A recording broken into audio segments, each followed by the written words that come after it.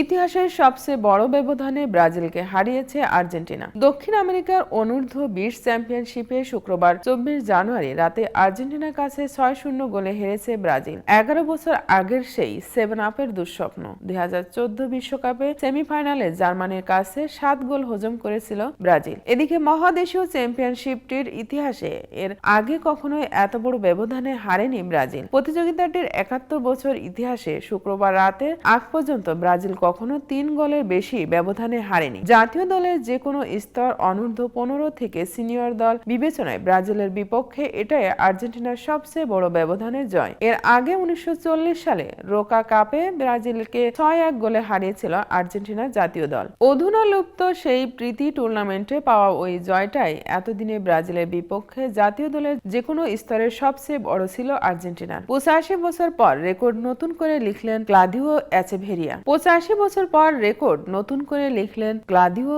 এচেভেরিয়া। ব্রাজিলের সংবাদ মাধ্যমে আর্জেন্টিনার কাছে হারকে তাই ভরাডুবি ও লজ্জা বলে অভিহিত করেছে। আর্জেন্টিনায় বানানো হচ্ছে মিম। সামাজিক যোগাযোগ মাধ্যমে ছড়িয়ে পড়া একটি মিম এমন ব্রাজিল ফুটবল কনফেডারেশনের লোগোর পাশে একটি বিড়াল বসে লোগোটির দিকে তাকিয়ে আছে। জয়ের পর আর্জেন্টিনা ফরওয়ার্ড এচেভেরি বলেন, দারুণ খেলেছি আমরা প্রস্তুত ছিলাম। ব্রাজিলের বিপক্ষে খেলা সব সময় আলাদা প্রেরণা যোগায়। আমরা থামবো না, আরো উন্নত করব।